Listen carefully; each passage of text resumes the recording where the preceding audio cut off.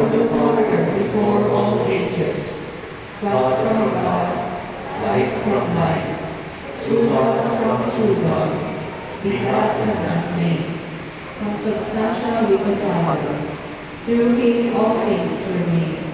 For us men and for our salvation, he came down from heaven, and by the Holy Spirit was incarnate of the Virgin Mary, and became man.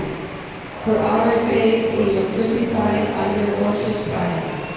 He suffered death and was buried, and rose again on the third day, in accordance with the Scriptures.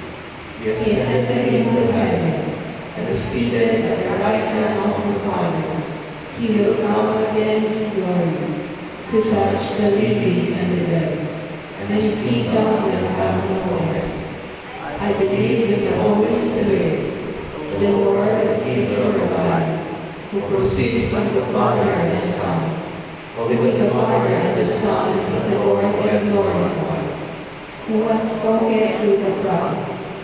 I believe in one holy, Catholic, and Apostolic Church.